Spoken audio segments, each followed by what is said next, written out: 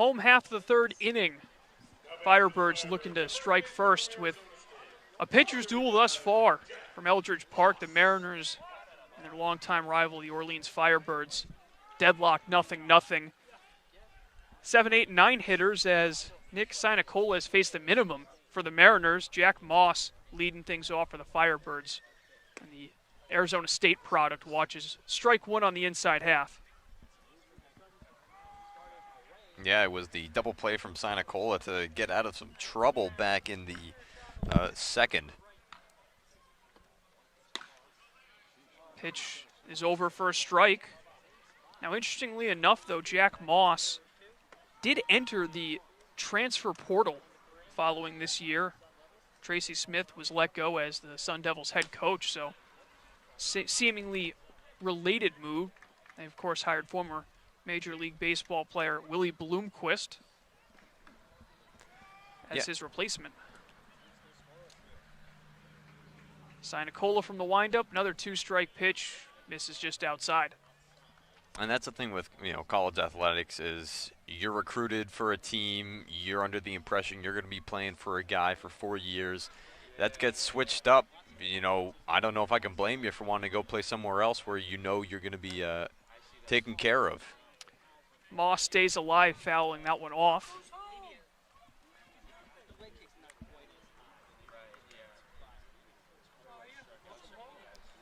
Towering at 6'5".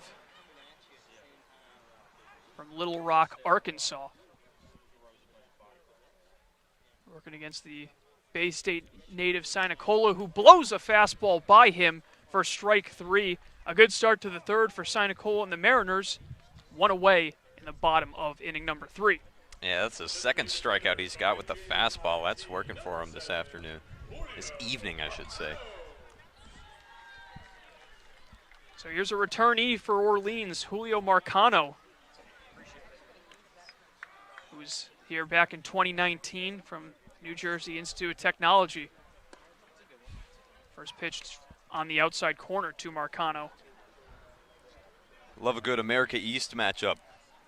UMaine and JIT facing off here. The one is hit a ton to left field and deep. That ball is way out of here. Julio Marcano gets the Firebirds on the board. A solo blast over everything in left field. 1-0 Orleans leads. That was a well-hit ball. I mean, I think the crowd here could tell right off the barrel. That thing got out of here in a hurry. A nice hit there from the designated hitter in the 8th spot, making it happen. Marcano clearly a fan favorite, returning this year and returning with a bang. The exit velocity on that one must have been through the roof. So the first mistake from Sinacola leaves the park. He looks to bounce back against Justin Mickness and misses inside with the first pitch. And this is where scouts are really going to look at Sinacola. Like you said, how's he going to bounce back? Moments like that are going to happen where you give up big hits early in a game. What does he throw from here? How does he throw from here? How does he look? Does he look rattled at all? Or does he go right back to pitching the way we saw through the first 2? I know it's opening night, but that might be one of the longer home runs we'll see all season long in the Cape League. Fastball misses outside.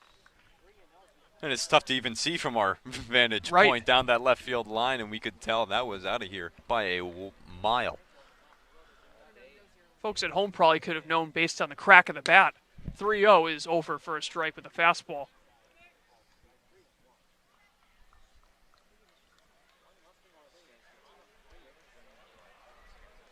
Now for Sinacola, like you said, how will the response be? That pitch just misses for ball 4, and so the response will be a walk for Mickness. Didn't miss a whole lot, though, on that last one, so he was kind of nibbling on the corner. Regardless, a one-out base runner for Orleans. Yeah, that was a close pitch, just missed the inside.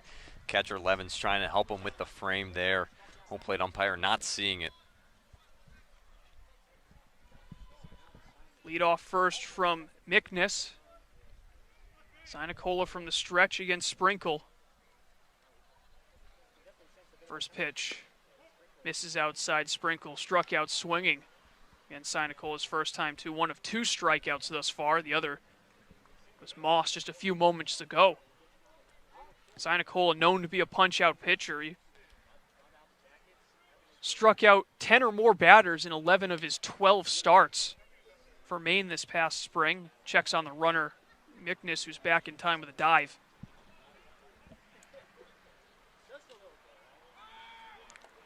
And then last summer, 55 strikeouts in just 39 innings in the Futures League.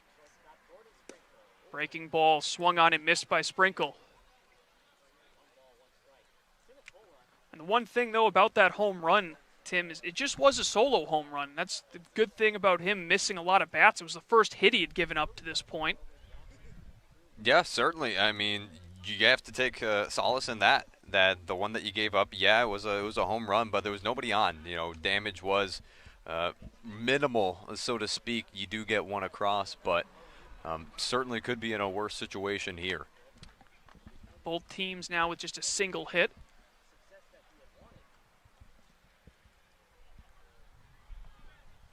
Righty-righty matchup.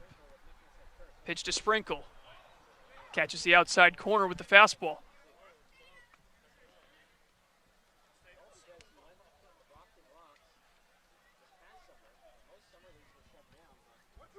Jared McKenzie waiting in the on-deck circle. He'll get a chance barring a double play. And time is granted to Sprinkle.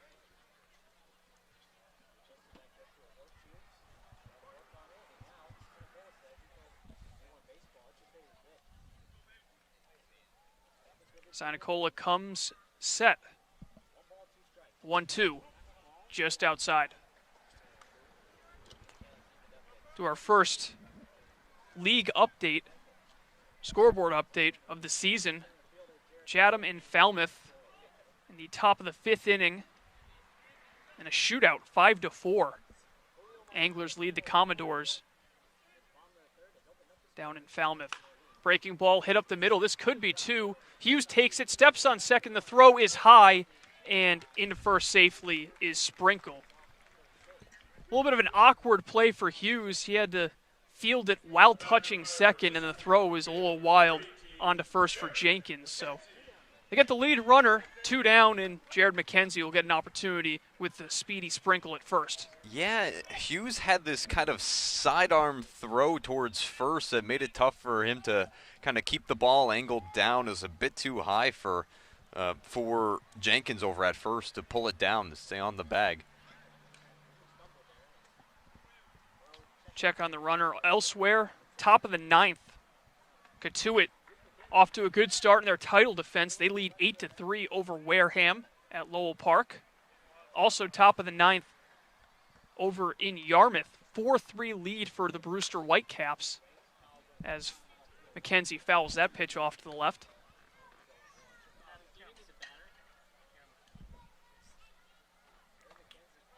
In the other game, Hyannis and Bourne scoreless through 6 innings out in Doran Park.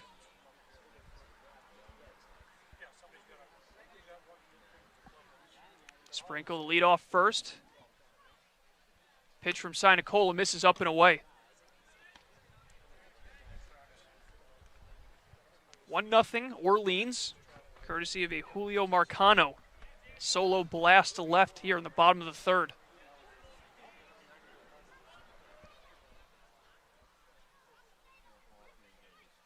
Runner going, the pitch misses high. The throw down is a dart, but time is called. And they're going to give him second base. The throw was in plenty of time, trying to figure out exactly what, and head coach Steve Englert's coming out with his arms extended like, what gives? Yeah, I'm not quite sure what. I didn't hear time called by the umpire, the batter, really by anybody. You know what? I think it might have been a balk. Is possible. And so they let him keep the base. Wouldn't you call that before the throw home, though? Yeah, I'm not exactly sure, but regardless, the throw would have been in plenty of time. It was a bullet from Levins behind home plate. That was a nice throw. So a runner at second with 2 down, and McKenzie in a big RBI chance to extend the Orleans lead. Sinacola comes set. A look over at Sprinkle at second. The pitch, swing and a miss.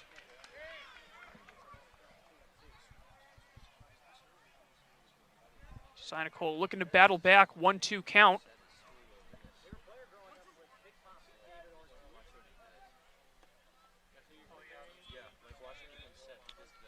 Yeah, they did in fact call that a balk. Makes sense. 1-2 is fouled straight back towards us. That is the second time today. Third time actually I've been scared by a foul ball. Nearly got hit pregame with one. Yeah, they're shooting a stand-up for Mariners' social media account. If you're not already following us on Twitter, check it out, at Harwich Mariners. Yeah, you'll see me dive out of the frame. It's a good look. Welcome to the Cape moment for me. Sinacola looks at second. The pitch, fastball high. Another patient at-bat from these Firebirds hitters. Yeah, Sinacola, I mean, by his numbers, he's a strikeout kind of guy, but he's kind of pitching around these guys at this point. You wonder if that home run kind of tempered his aggressiveness as McKenzie calls time. Flew out to left field in his first at-bat of the Cape League season. Lefty digs back in.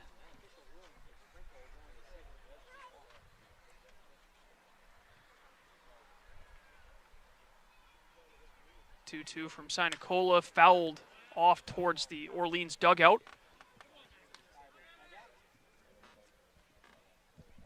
Mariners start their season on the road, but they'll get used to White House Field quickly as their next 4 games scheduled at home, including tomorrow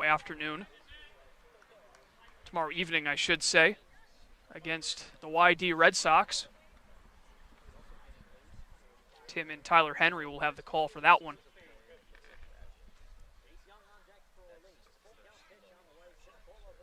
Look at second, the pitch. Misses low, and the count is now full. It's been a really long at-bat with everything that's transpired.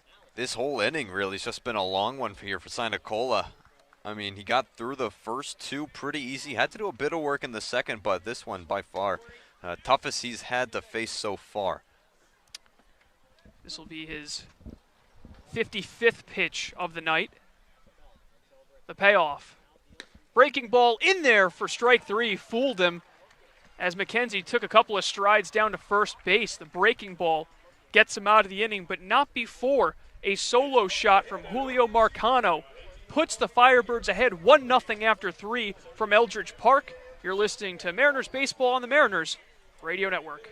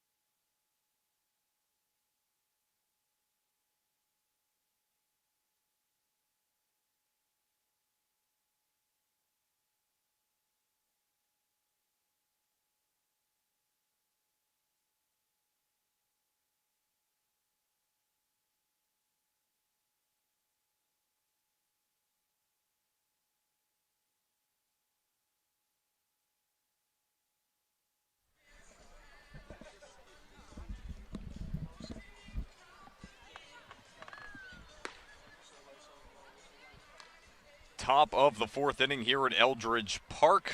Mariners now down a run thanks to the Marcano home run. They're going to look to get it back here, and it's going to be up to Jonathan Cannon still on the mound for the Firebirds to provide a shutdown inning and try and lock down this slight lead. It'll be the 5, 6, 7 batters for the Mariners. Aaron McKeithen, Tatum Levens, and Cade Beloso due up. And the pitch from Cannon. First pitch taken for a strike by McKeithen. McKeithen, his last time up, grounded out to the shortstop. So 0 for 1 on the evening.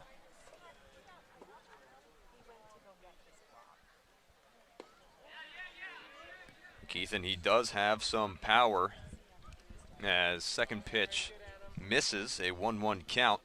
Had 3 home runs this season, 12 doubles, had a home run as well in the Greenville Regional against Eastern Carolina University.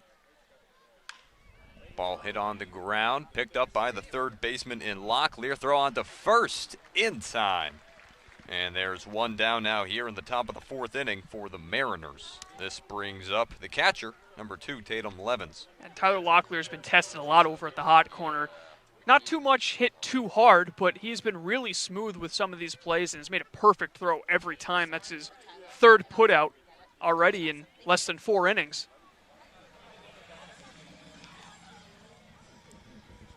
The pitcher Cannon on the mound, stepping in the lefty Levens. The throw cracked on the ground over to the shortstop. Throw on to first in time. 2 groundouts to open up this top of the 4th inning for Harwich, and they're quickly down to their last out here in the 4th. Really fundamentally sound defensive left side of the infield with Locklear and Sprinkle, just making it look easy on a pretty hard hit ball from Levens. Just reached down, plucked it, and made a perfect throw onto Moss at first base. Hey, defense is something that certainly gets overlooked a lot in this league, as looks like Steve Englert's going to have a quick conversation with Cade Beloso before this at-bat, but defense can really make or break a season, especially with so much offensive talent in this league. You got to have guys out there that can make plays, and we've seen so many plays made by the Firebirds in the first couple of innings of their first game of the season. Yeah, I mean, looking at the infield so far, we've seen a total of 7 putouts across the 11 outs that have been recorded so far for Orleans, and so they are making it work on the infield for sure. As conversation over, Cannon's pitch in, that misses high and away, a fastball to the lefty in Beloso. A tough year in 2021 for Beloso as the 1-0 pitch misses outside, 2-0 now. He had some adjustments mid-season trying to be made. He was hitting about 224 mid-season after going 0 for 4 against Mississippi State. Ended up having an 8-game hit streak, but could not hold it up in the rest of the way. Ended the season at about 226. Count now moving to 3-0 here. The great thing about the Cape League is it's really a clean slate no matter what. Whether you had a great season or a bad season, it's a fresh start for a lot of these college guys. And he looks at the 4th pitch he sees. It is in the zone for a strike. And that's what's so interesting about just summer baseball is you could have a poor collegiate season and be a star, or you could really excel in your collegiate league and conference and then fall flat here on the Cape. So this is one of the most interesting, I think, baseball leagues in the country, in that you get these guys from these top schools around the country. You see how they mix. You got different play styles, people coming in from the deep south, from the Pacific Northwest, and just seeing how they all put it together. The 3-1 pitch. This one's belted out to center field. Will it get down? It will. A 2-out single for Beloso. He'll stand on first, and it's the second hit that the Mariners have gotten off of Cannon on the evening. Cannon trying to battle back, able to get a couple of strikes over, but that was more like an 0-2 swing rather than a 3-2 swing from Beloso, just trying to put the bat on the ball, and was able to flare one down in front of McKenzie out in center field. Another 2-out base runner for the Mariners. They haven't been able to capitalize just yet. Let's see if they can do it here in the 4th. Yeah, they've left 4 on through the first 3. First pitch dealt to Hal Hughes. Misses outside. Count moves to 1-0.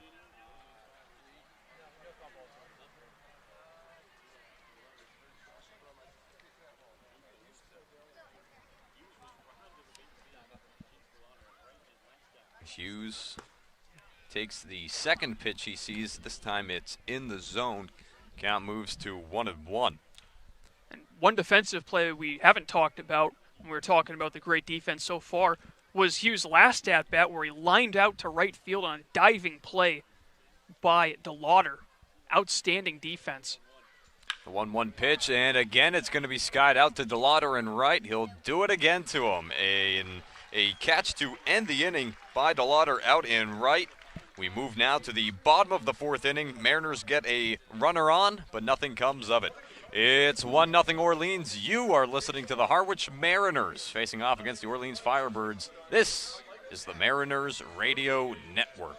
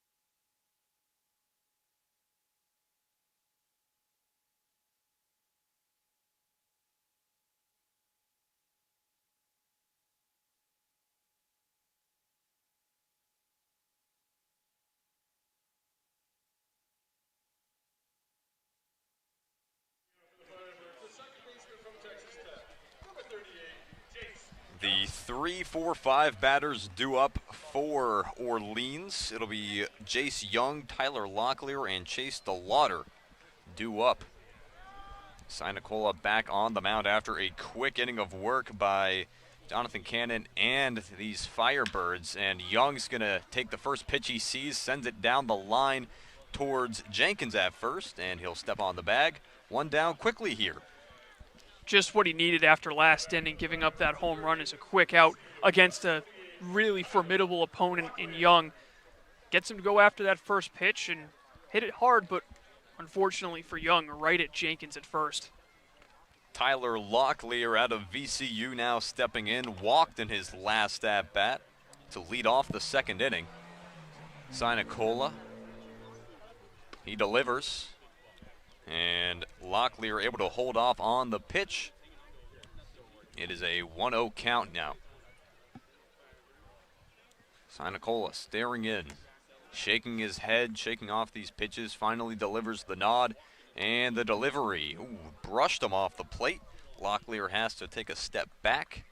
And we know Locklear, he likes to do this. He likes to get up close and personal with home plate, make it very difficult for these pitchers to throw it in the zone without risking connecting with Locklear.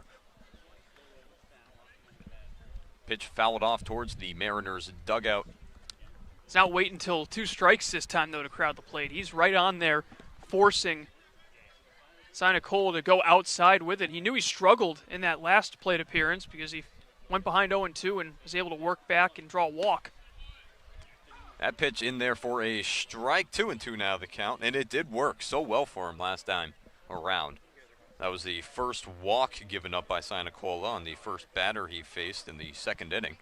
2-2 pitch, fouled off towards the backstop. It'll stay a 2-2 count. Sinacola gets a new ball. And this is a moment where it's truly beautiful here at Eldridge Park. Sunset. Everyone can see all the action, and it's just good old baseball. Don't have to worry about putting on the sunglasses, any of that. Ball popped up. This is going to go towards the hill along the first base side. And takes a bounce and bounces off the school here at Eldridge Park. Haven't been a lot of opportunities at some of these foul balls, and most of them have been kind of going into the street over our heads down the third baseline. Won't be any shortage of folks going after him. And the pitch is sent out into center field. That gets down for a hit. And staying on first is going to be Locklear. So Sinacola gives up his second hit of the afternoon. And this brings up Chase DeLauder.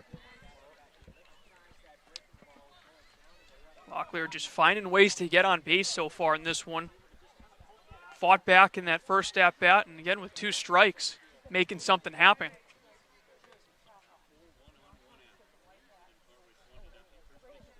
Senecola's pitch goes up high. It's a 1-0 count now. Last time up, DeLauder reached on a fielder's choice, ended up being a part of a double play, 1-6-3 to end the second inning.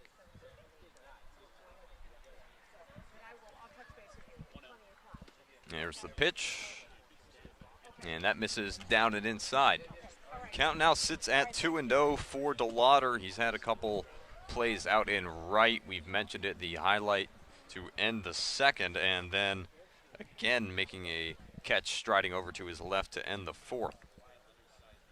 Sinacola stares in, delivers, pitch inside. Having to lean off of that one is DeLauder.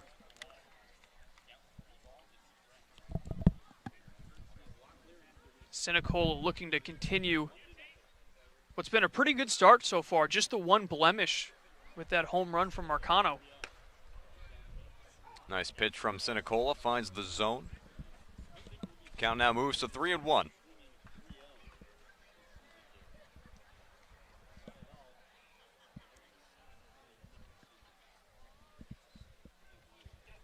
Takes a deep stretch, checks over to first. Diving back to the bag is Locklear.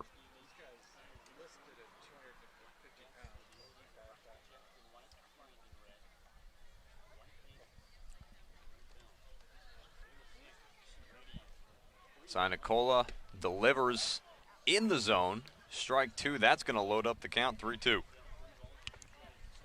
Brewster's added an insurance run in the top of the 9th inning at Red Wilson Field, so they're up 5-3, looking to put away the Red Sox. Brewster trying to make the playoffs after missing it in 2019. Yeah, and that's actually something that is quite noteworthy for this new season, as down goes DeLauder swinging. A nice pitch from Sinacola. Sinacola, that is his 4th strikeout of the evening. This brings up now Connor Cox. He's been getting it done with that breaking pitch. We've seen him go to both that curveball and the fastball as his go-to strikeout pitch. He's kind of climbed the ladder with that high fastball, but every once in a while mixing in a big dropping curveball, and he really had DeLauder fooled there. And Cox, last time up, hit into that double play right back at Sinacola. First pitch in for a strike, strike 1. And talking about the playoffs, that is something that is new for this season. Only the top 2 teams in each division get to go to the playoffs. In previous years, it's been top 4. Most of the teams have been able to make the playoffs with only 1 missing in each division. But this year, going to be a bit different, going to be a bit tougher to make it in to that top 4 threshold.